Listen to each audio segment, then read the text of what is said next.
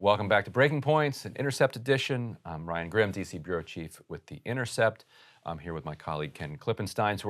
Today we're going to talk about a letter that was sent recently by the House Oversight and Government, what's it called now? The Committee on Oversight and Reform. They change the name of this committee every 2 years. To Jared Kushner, demanding a series of documents. And the documents that they're demanding are interesting. We'll see if they ever get them, but we'll go into later what they're asking for. But to start, let me give a bit of a long-winded wind-up to set the kind of frame for people who may not have followed Jared Kushner's machinations over the years.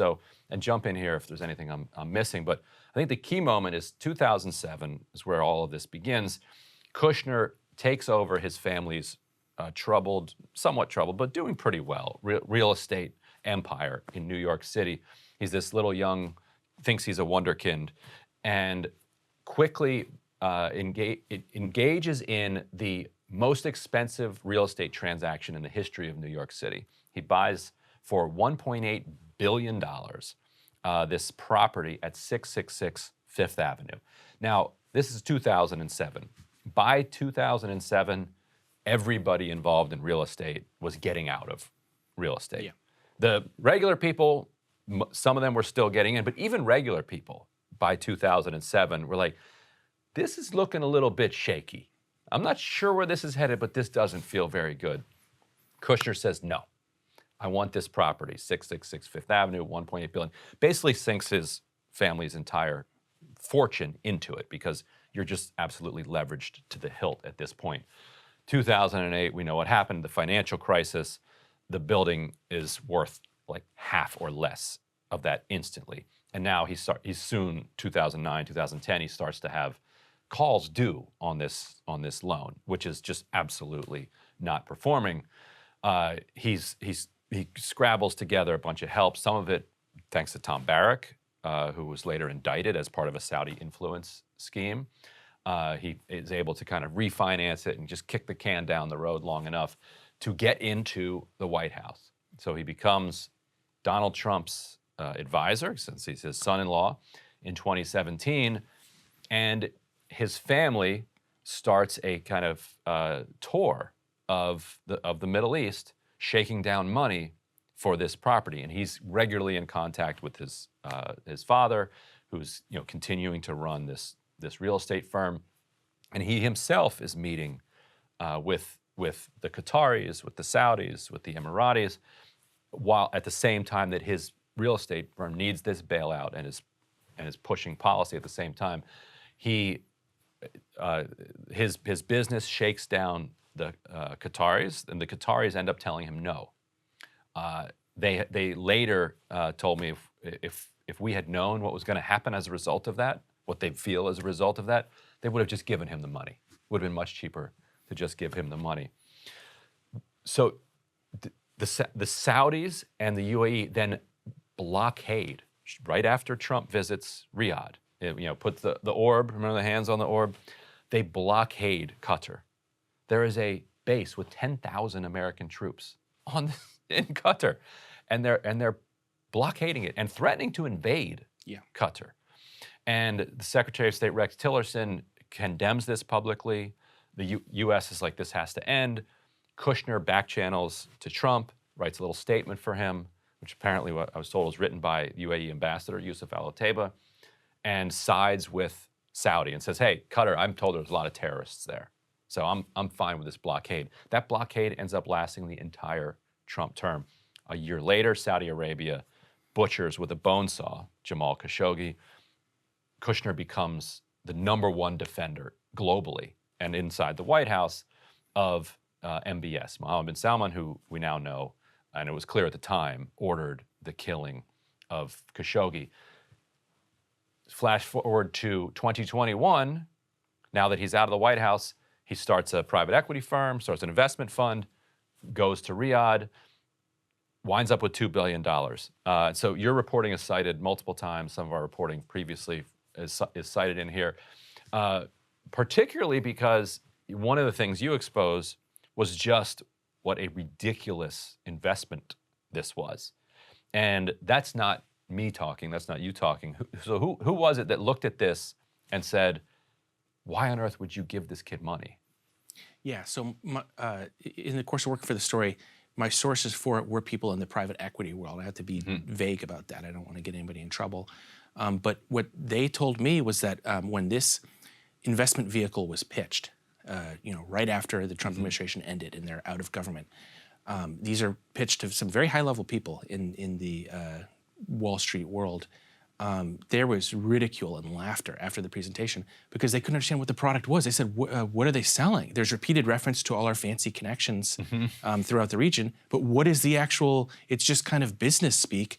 And my understanding is that, in the business world, yes, that exists, but not at the level that these guys were pitched. You don't waste people in Wall Street at that level's time with this kind of pablum. And they had the impression that it was just influence peddling because all it was, we know this guy, we know this guy, we know this guy. Look at all these people high up that are in this investment tool. There was no talk of what the actual assets are, or what the plan is really. And there was also reporting that the advisors to the Saudi fund itself said, don't do this. Like this, there's their own sovereign investment fund says this is a very bad idea. Do not go ahead with it. They're overridden by MBS, which says something, and then they go ahead and invest it. But yeah, their own bureaucrats are saying that this is not a sound investment. So you have the Saudi investment fund people, and you have top Wall Street private equity people saying this is way over the top. That obviously networking, who you know, these are important things in global capitalism. Obviously, that's the case. But you need something more than that. Like who we know is important to us because of our real estate strategy that we're going to develop in Saigon, and because we know the right Saigonese officials, this is gonna work for us, or whatever. Like you have to have some reason that knowing these people is going to make you money. The Wall Street people and the Saudi people are like, you have nothing here. What is this? So you know people. Okay, so what does that mean? And so the implication, very strong implication left in this letter is that this was just a payoff for the work that you did for Saudi interests during your time as advisor to President Trump, and potentially a payoff for future work that you will do if you return to the White House. Which is the Qatar example that you cited before, really suggests that not only was this a pro-Persian Gulf administration, but it was an intensely partisan one among parties within that even. Right. Qatar, historically, the U.S. has never had any problems with. We have a giant base there.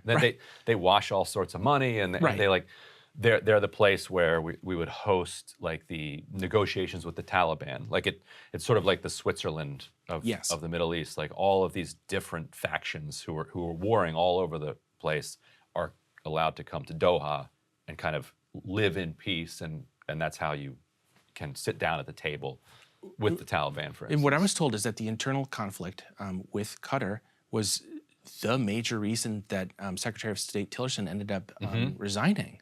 Because he's a longtime oil man. He was the CEO of ExxonMobil for a number of years, and so he knows the region. He just thought it was crazy. Right. And so the question is, why do they have this very partisan position? Partisan not in the sense of Democrat Republican, but in the sense of like specific regional jockeying. Why are they siding with one specific party? And then I can guess. 1.8 billion reasons. And so toward the end of this, they ask for Kushner. They ask for, where do we got it here? All communications from January 17th to present discussing Thrive, which is his brother's business in the Middle East, including but not limited to Thrive's interactions with Saudi government officials.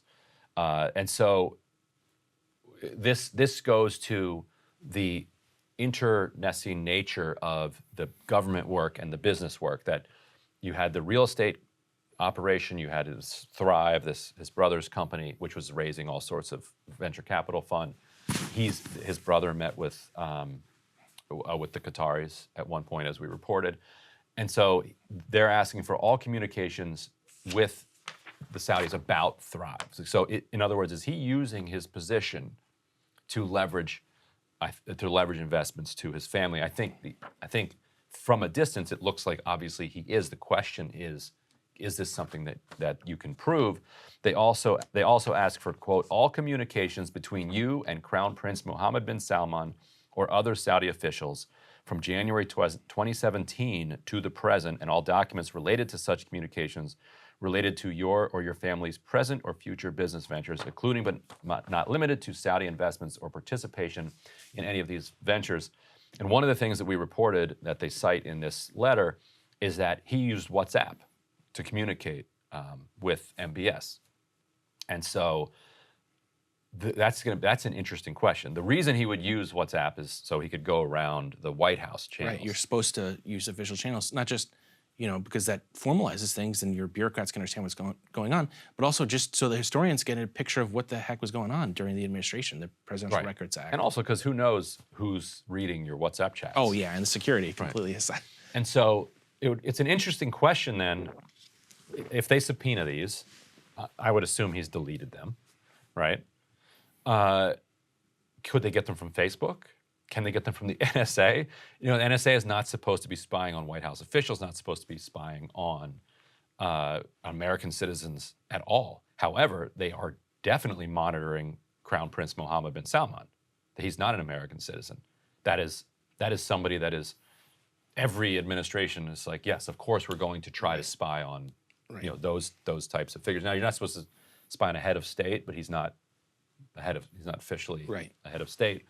So where do you come down on the privacy question here? And do you think that this will go anywhere, or do you think that Kushner, he knows that all he has to do is just stonewall this for 6 months, and then Republicans will be back in power so in the House? What people in the U.S. intelligence community and people close to Middle East governments in the region tell me is that it's important to understand this not as a historical artifact where it's potentially a reward for services rendered during the administration, but it could be something that is going to affect policy going forward. Because again, those same sources tell me that government officials in Saudi Arabia, in the UAE, take for granted that Trump is going to win the next election. Whether or not that's true, that's the attitude. And so when you have that attitude, when you have that assumption, the question is, well, how can we leverage him again to try to influence him, to try to get him to do things that we want? And I think that is the prism through which this kind of apparent influence peddling should be seen, not just something that pertained to the previous administration, but one that could have effects on the upcoming election and forthcoming administrations. Right. So they feel like another administration will be back in power that they can buy off, so that will sell out American interests. And as we have talked about a lot, they have some say over this. They are not just passive observers of American electoral politics. Right. They have in the past influenced approval ratings by either producing more oil or reducing the output of oil. When OPEC pushes more oil into the market, the price comes down. And we're very seeing simple. that very strikingly now. And that's the impression that I get from folks familiar with the region, which is that, I say, they are devastating the American economy. This has a huge role in inflation. Very interesting that we don't hear about this, the Saudi oil's role in the inflation debate. It's just discussed as some sort of abstract economic theory, completely untethered to any of these kind of things. I mean, we can go into why that is. People don't like to talk about Saudi Arabia generally. It's embarrassing to Washington. But I ask these guys, I say, isn't this going to enrage Biden and the Democrats? You're really going to push them away and politicize the relationship? And again, the view of these governments is we don't think Biden's going to win. We think Trump's going to come back, so it doesn't matter. We don't care. Right. And so even if there is some relief on gas prices, and I expect, actually, this is my guess, that after the midterms, when the damage is done to Democrats, you'll start to see gas prices come down because the mission will have been accomplished. Yeah. You won't get nasty letters like this from Republicans on the Oversight Committee, who are just fine with whatever Trump and Kushner want to do in the Middle East. I mean, most of them are. There are some that are not. But then, late 2023 or 2024, I bet you're going to start to see gas prices sing again.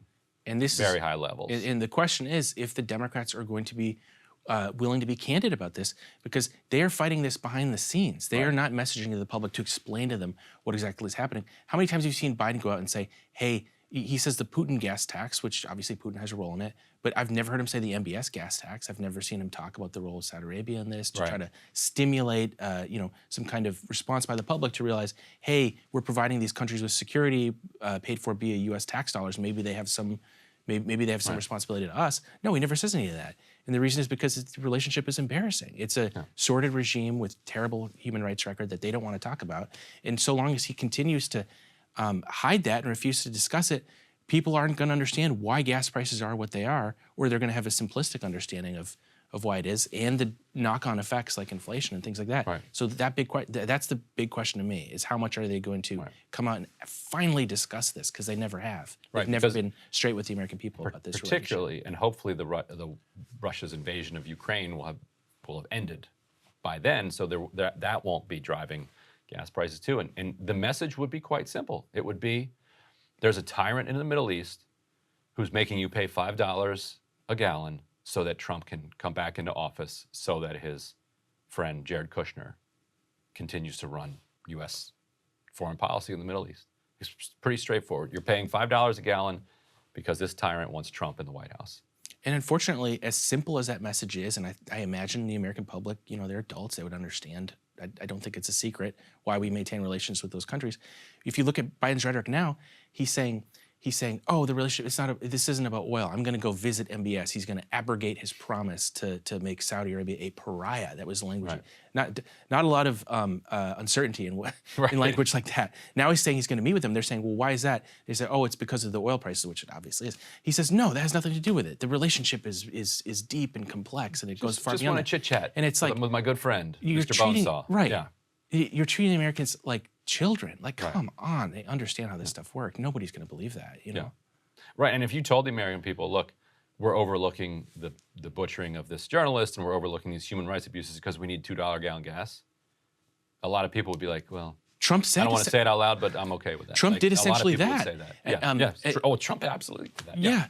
I think it was Representative Tom Malinowski said to one of our reporters, Sarah Sirota, he said Trump had the right idea in the sense that he threatened to withdraw the U.S. military from the region unless they started producing oil quotas, along the lines of what we wanted, and that worked. That worked against MBS. Yeah, we have power. That's not even a threat. That's not even a positive threat of doing anything. That's just saying we will pull our support, and then good luck dealing with Iran. So this notion that we don't have any leverage is just not true. Yeah, very true.